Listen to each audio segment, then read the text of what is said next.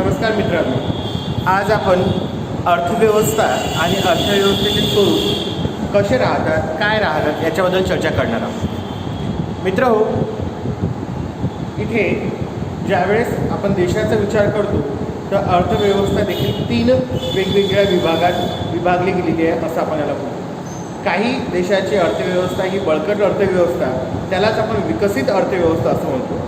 काही अर्थव्यवस्था ही अविकसित, जिथे कुठल्याच प्रकारचा विकास झालेला नाही असं म्हटलं जाईल.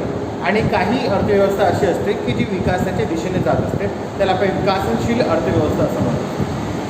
मग इथे आता जर विचार केला तर स्टेनले यांनी असं म्हटलं होतं की विकसित देश अर्थव्यवस्था म्हणजे काय आपल्याला लक्षात येऊ शकतं की जिथल्या नागरिकांची ज्या काही समस्या असतात किंवा जे काही त्यांच्या आवक असतात, आवक म्हटल्याचे ज्या काही समस्या पूर्ण होऊन जातात, म्हणजे त्यांच्याकडे संसाधने मुबलक प्रमाणात असेल तर ते आपल्या समस्येवर मात करू शकतात, तर अशा देशाला विकसित अर्थव्यवस्था आहे असं आपण म्हणू शकतो. परंतु त्याच्यात दुसऱ्या साईडने जर विचार केला तर अल्पविकसित अर्थव्यवस्था म्हणजे नेमकं काय होतं, तर त्याच्याबद्दल आपण बोलू शकतो की ज्या देशामध्ये अत्यंत गरीब स्वरूपाचे लोक वास्तव्यात येतात आणि उत्पादन प्रक्रिया जी आहे ती आणखीनही अजूनही जुनाट आणि पारंपरिक पद्धतीने आणि नवीन तंत्रज्ञानाचा वापर न करता केला जात असेल तर ती अर्थव्यवस्था ही अल्पविकसित अर्थव्यवस्था असू शकते. इथे आपण जी व्याख्या पाहिली,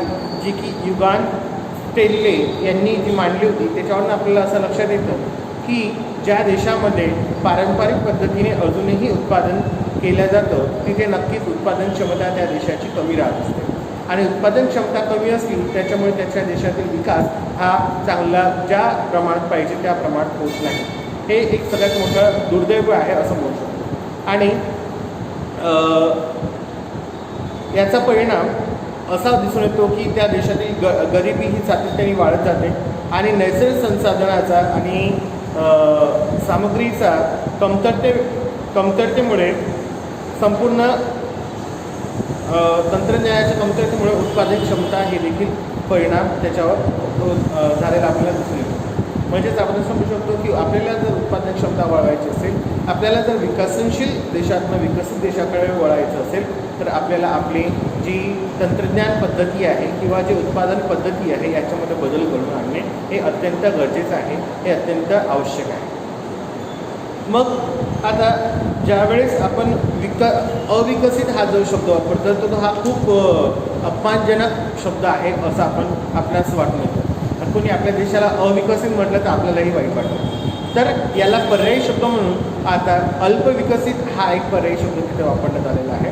अल्पविकसित अर्थव्यवस्था म्हणजे काय, तर आपण हेच म्हणू शकतो की जे विकसित नाही आहे, म्हणजे अविकसित अर्थव्यवस्था जी आहे त्याला आपण अल्पविकसित. म्हणजेच या व्याख्येतनं, या शब्दातनं असं सांगितलं गेलं की विकास झाला आहे पण तो अल्प प्रमाणात झाला आहे. म्हणजे जितक्या काही अपेक्षा होत्या त्या अपेक्षेपेक्षा जर विकास कमी होत असेल, म्हणजे आपल्याला जे टार्गेट पाहिजे होतं पण त्या टार्गेटपर्यंत आपण पोहोचू शकत नसेल तर त्याला अल्पविकसित अर्थव्यवस्था आहे असे ते म्हटलं जातं. इथे काही अल्पविकसित अर्थव्यवस्थेच्या काही व्याख्या मांडलेल्या आहेत. तर त्यातली पहिली जी व्याख्या आहे जी की सिंगर ह्या अर्थतज्ज्ञांनी मांडली, त्यात तो असा म्हणतो की एका अल्पविकसित देशाच्या व्याख्येप्रमाणे जसे 7 आंधळे हत्तीला पाहणारा प्रत्येक व्यक्ती ज्या बाजूने स्पर्श करतो तसे त्याचे वर्णन करते, पण सर्व मिळून जेव्हा एक संपूर्ण दर्शन घेतो तेव्हाच ती गोष्ट चित्र स्पष्ट होते असं यांनी म्हटलेलं आहे. म्हणजेच असं म्हणू शकतो की या व्याख्येतनं आपल्याला असं स्पष्ट होत आहे की जिथे अल्पविकसित अर्थव्यवस्थेची जी व्याख्या मांडायची आहे तर व्यक्ती आपापल्या ज्ञानानुसार, व्यक्ती आपापल्या अनुभवानुसार त्याची व्याख्या ही वेगवेगळी मांडतो. कोणी अल्पविकसित देशाची अर्थव्यवस्था ही गरिबी जी अर्थव्यवस्था आहे असं त्याला संबोधित करेल, तर कोणी हे जुनाट तंत्रज्ञान पद्धती म्हणजे तंत्रज्ञानाची अधोगती जिथे झालेली आहे अशी अर्थव्यवस्था आहे असं काही मांडेल. म्हणजेच असं म्हणू शकतो की लोकांचे शब्द हे वेगवेगळे असू शकतात, लोकांचे विचार हे वेगवेगळे असू शकतात, पण जे ते ज्यावेळेस एकत्र येतात आणि एकत्र त्या शब्दाचा अर्थ काढतात आणि त्याची व्याख्या मांडतात तर ती एक सुरळीत आणि संपूर्ण व्याख्या आहे असं सिंगर यांनी म्हटलेलं आहे. पुढे संयुक्त राष्ट्रसंघ, ज्यालाच आपण UN म्हणतो, त्यांनी अल्पविकसित देशाच्या अर्थव्यवस्थेच्याबद्दल काय बोललं तर ते असं आहे की अल्पविकसित देशाच्या प्रत्येक व्यक्ती वास्तविक उत्पन्न अमेरिका, कॅनडा, ऑस्ट्रेलिया तसेच इतर पाश्चिमात्य युरोपियन देशापेक्षा कमी असते.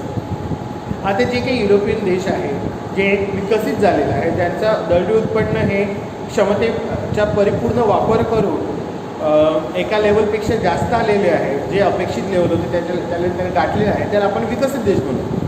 परंतु त्या विकसित देशाच्या मानाने जर एका आपल्या देशाचे नागरिकाचे दरडोई उत्पन्न हे जर कमी स्वरूपात दिसून येत असेल आणि त्याच्या ज्या गरजा आहेत तो त्या पूर्ण करू शकत नसेल, असे जर नागरिकांची संख्या देशामध्ये असेल तर ते अल्पविकसित देश आहे असं आपण म्हणू शकतो. मग तिसरी जी व्याख्या आहे जे की ड्रॅगन नर्स यांनी वापरली, तर तो आपल्या व्याख्येमध्ये म्हणतो की अल्पविकसित देशांच्या तुलनात्मक परिभाषा करताना स्पष्ट करतात की विकसित देशांपेक्षा ज्या देशात भांडवली संसाधनाची कमतरता तेथील लोकसंख्या आणि राष्ट्रीय नैसर्गिक साधन संपत्तीपेक्षा कमी असते. इथे बघा, इथे असं म्हटलं आहे की जिथे गुंतवणूक ही कमी प्रमाणात राहतात, जिथे भांडवल निर्मिती ही कमी प्रमाणात राहतात नैसर्गिक साधन संपत्तीपेक्षा किंवा राष्ट्रीय साधन संपत्तीपेक्षा आणि लोकसंख्येपेक्षा जर भांडवल हे कमी स्वरूपात असेल, जिथे हे आपणास लक्षात घेण्यासारखं असलं पाहिजे की ज्या देशाचे भांडवल कमी असेल तर त्या देशाचा औद्योगिक विकास हा होऊ शकत नाही. औद्योगिक विकास जर साध्य करायचा असेल तर तुम्हाला म्हणजे तिथल्या नागरिकांना, तिथल्या सरकारला भांडवलाची निर्मिती करणं गरजेचं आहे. परंतु जर देशामध्ये भांडवल निर्मिती होत नसेल आणि भांडवल निर्मिती मुबलक प्रमाणात होत नाही आहे तर त्याच्यामुळे औद्योगिक क्रांती देखील होऊ शकत नाही आणि जिथे औद्योगिक क्रांती होणार नाही तिथे औद्योगिक विकास देखील झालेला दिसत नाही. म्हणजेच आपण समजू शकतो की अल्पविकसित ते देशामध्ये ते येतात ज्याचा भांडवल हे अल्प प्रमाणात उपलब्ध असते, जेणेकरून ते उत्पादन आपले वाढवू शकत नाही. पुढे मायर आणि बॉल्डविन यांनी एक व्याख्या मांडली. ती व्याख्या कुठली तर ती अशी आहे की अल्पविकसित शब्दापेक्षा त्याची निर्धनता या शब्दाला अधिक महत्त्व दिलेले आहे त्यांनी या व्याख्येमध्ये. त्याच्या मते म्हणजे मायर आणि बॉल्डिंगच्या मते अल्पविकसित शब्द हा अत्याधिक असमानतेचा स्तर दर्शवितो. तसेच त्याने मागासलेला देशही म्हणता येत नाही, कारण या शब्दामुळे त्या देशाची भावना आणि आत्मगौरव दोघांनाही ठेच पोहोचते. इथे बघा, इथे त्यांनी म्हटलं, मायर आणि बोल्डविननी म्हटलं की जर तुम्ही अल्पविकसित हा जर शब्द वाटत असेल तर त्या देशाची जी भावना आहे ते दुखावल्या जाऊ शकते आणि तिथले नागरिक हे संतप्त होऊ शकतात किंवा त्यांना कमकुवतपणेचे जाण होऊ शकते किंवा त्यांना तशा प्रकारे वाटू शकतं की ज्याच्यामुळे त्यांचे आत्मनिर्भरतेवर त्याच्यावर परिणाम होणार.